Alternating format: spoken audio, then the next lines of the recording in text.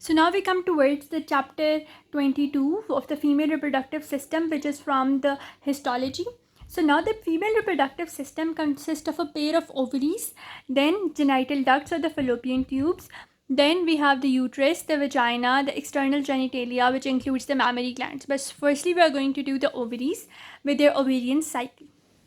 So ovaries, they are the primary sex glands and in the female, and their main function is the production of a ova or an egg.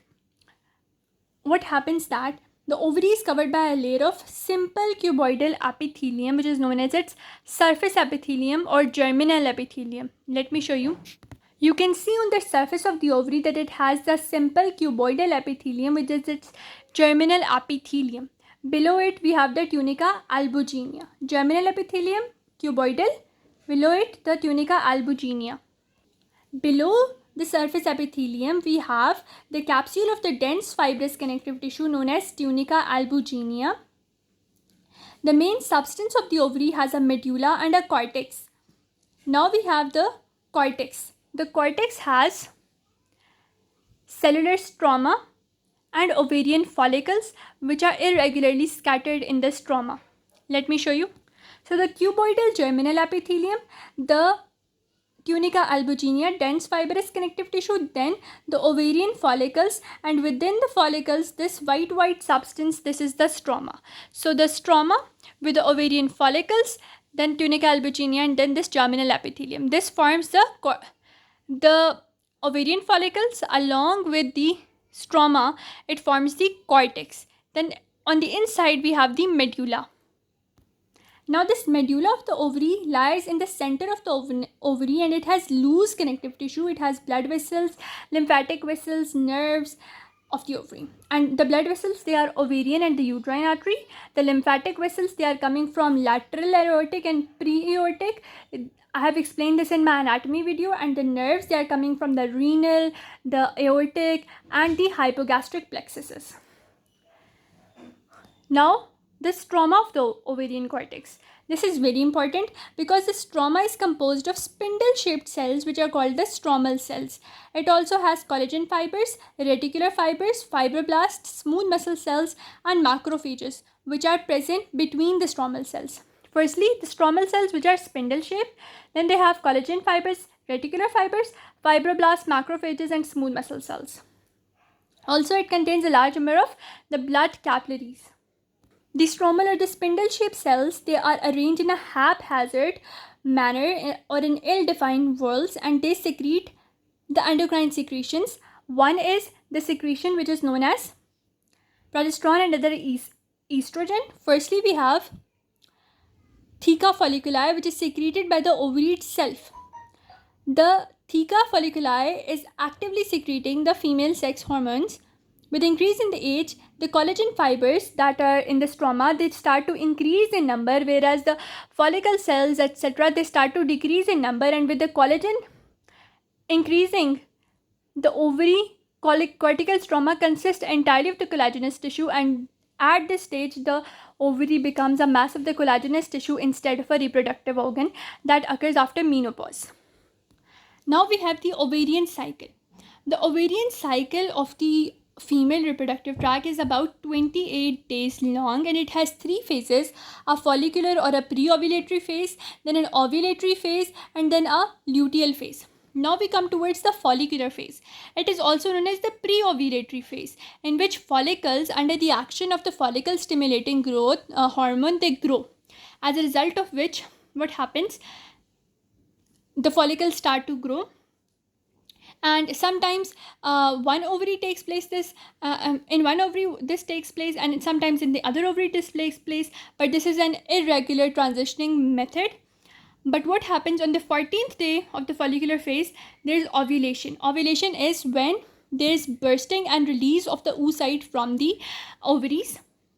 And the growth of the ovarian follicles occurs under the influence of the FSH, which comes from the anterior pituitary, and the growing follicles secrete estrogen, that is estradiol, and it is secreted by the theca cells. Normally on the 14th day we have, what is that? We have the ovulation. This is the follicular phase is tend to change with the changing in the total days of the menstrual cycle, but then we have the luteal phase.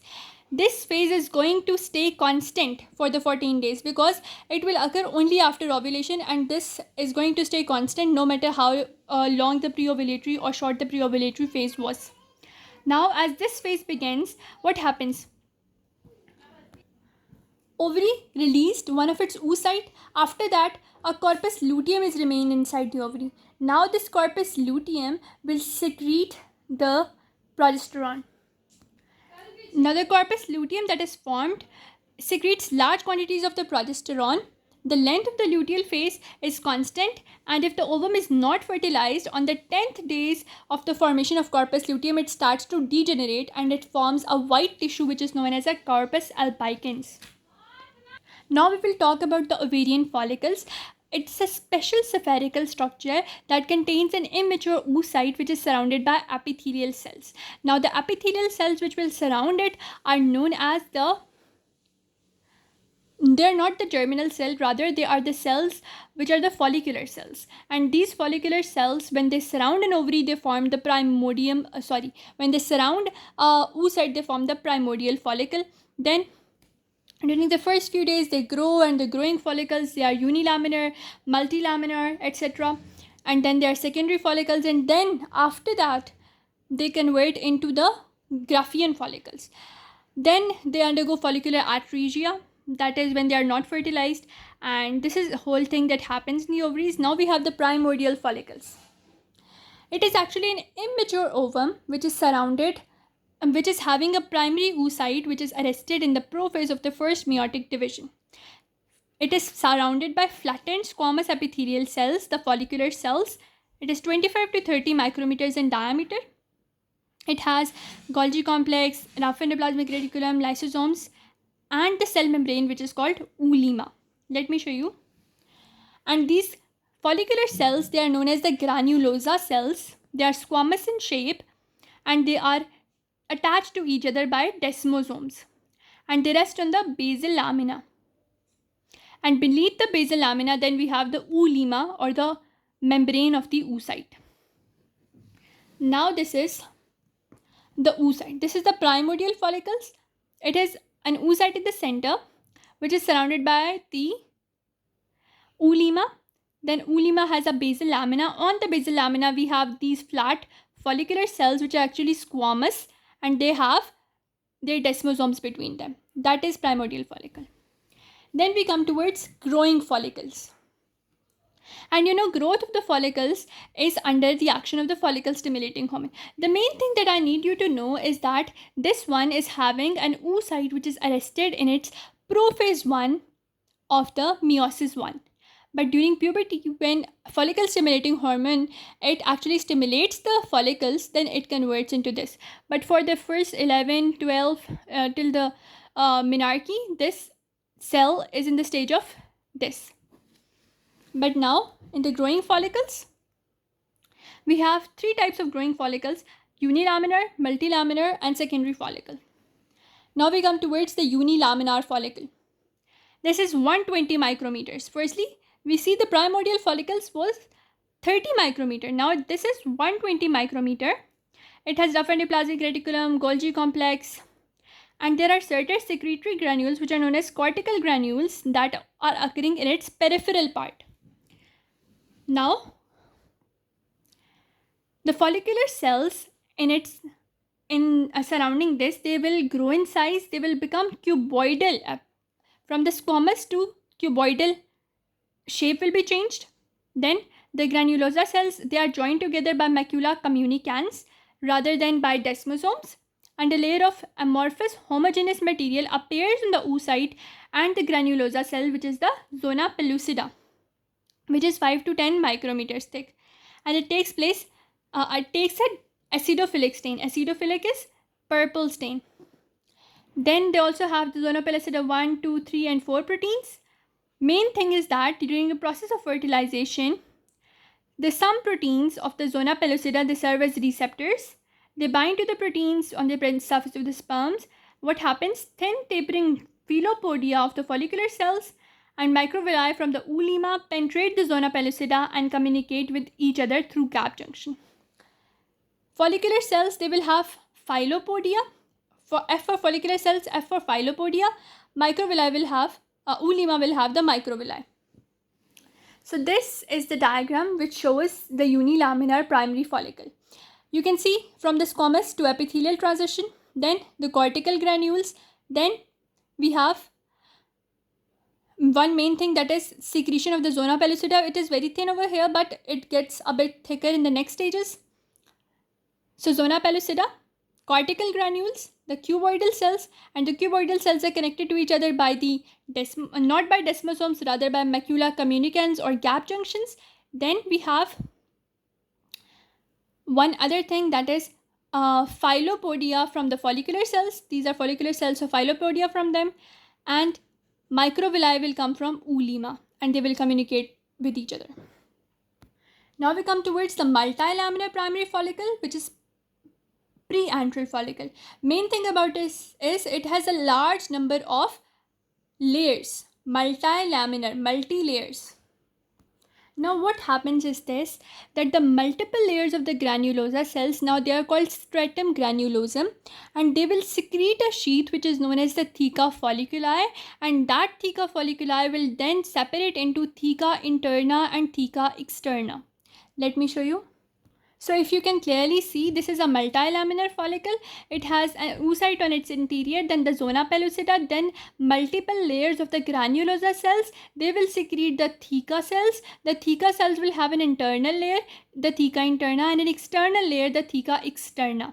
Main thing about theca externa is that it will have smooth muscle cells, fibroblast, macrophages, and collagen fibers. Whereas the theca interna, it has a large number of blood vessels. Then it is steroid secreting region, it is the secretory region, and then it will have androstenedione being secreted. Also, they will have the fibroblast and collagen fibers. Mainly the thing is that they are rich in blood capillaries, and they have steroid producing cell characteristic. One thing about them is they will have smooth endoplasmic reticulum, they will have lipid droplets, and they will have type of mitochondria with tubular cristae. This three things, you always have to remember that whenever we have steroid secreting cells, they always will have these three properties. Then they will also secrete the androstenedione, which will be converted by the aromatase in the granulosa cells into estradiol or the estrogen. Now we have theca externa. Main thing about them, smooth muscle cells, fibroblast, collagen fibers. Simple as that. Now why do we call them preantral follicle? Because they have follicular cells, but their follicular cells do not have a gap between them. They have multiple layer of follicle cells without a gap. So they are preantral follicles. So now we have the secondary follicle or the antral follicle. It will have a large number of fluid-filled spaces between its granulosa cells, which are known as the antrum, and the antrum is filled with liquid folliculi. Then what will happen, that the cell, the oocyte, it will be surrounded on one side, and it will have cells surrounding it, and these cells which are surrounding it, they are known as cumulus ophorus, and since they are penetrating the zona pellucida, they will form the corona radiata. Now that the liquid which is present in them, it will have hyaluronic acid, heparin sulfate, fibrinogen, plasminogen, progesterone, estrogen, the form of the estrogen which is estradiol, and androstenedione. So as you can see, you have your oocyte pushed to the side with its zona pellucida and the cells surrounding it, the cumulus ophorus and corona radiata. Then you have a gap between the follicular granulosa cells. This gap is known as the antrum. Antrum is filled with liquid folliculi. Then it has an external layer which is theca interna and the theca externa. Main thing about them is the presence of this liquid folliculi, which is having plasminogen, hyaluronic acid, the heparin sulfate, progesterone, estrogen, estradiol, and androstenedione. Now we have the mature or the Graafian follicle. This Graafian follicle is so big that it is 2 to 3 centimeters in diameter, and it can be seen by by a light microscope in your ovaries. And the Graafian follicle, it ruptures, forming a stigma on the ovary, and when it ruptures, this process is known as ovulation, and this ovulatory process is occurring under the action of luteinizing hormone. Now we have polycystic ovaries. What happens is, sometimes the growing ovarian follicles, they cannot release their oocyte out of the ovaries, and they become filled with the ovaries, they become filled with such follicles that are anovulatory. And what happens that these follicles, they tend to give ovaries a structure which is known as a cyst, and they will have a large number of cysts, so they will become a polycystic ovaries. Although the exact cause of this is unknown, but it is believed that the excess production of the androgen and by the ovaries and by the suprarenal glands is the underlying cause. Excess production of the androgenic hormone is the main cause. That is understood until now. Now we have the corpus luteum. As I told you, whenever ovulation takes place, there is some remnant of the ovary there is some remnant of the Graafian follicle which is left behind. And this Graafian follicle is not only that, it has a central blood clot. Surrounding it, we have the granulosa cells that have now converted into granulosa lutein cell. And then on the exterior, we have the theca cells which have now converted into the theca lutein cell. Why do we call them lutein cells? Because they have this lipochromic material which is yellow in color. Now the granulosa lutein cells, they are pale staining.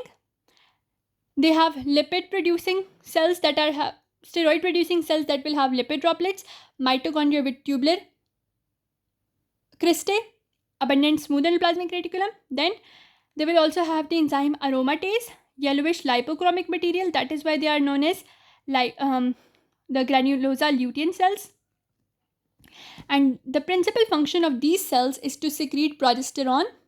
Also, they will secrete the estradiol. Now, the theca lutein cells, they're 15 micrometers in diameter. That is a little bit thinner than the granulosa cells. They will also have the steroid cell producing properties. Main thing that is, theca lutein cells also secrete progesterone and androstenedione. And this androstenedione then passes into the granulosa cells to be converted into the estradiol. Granulosa cells, progesterone plus androstenedione.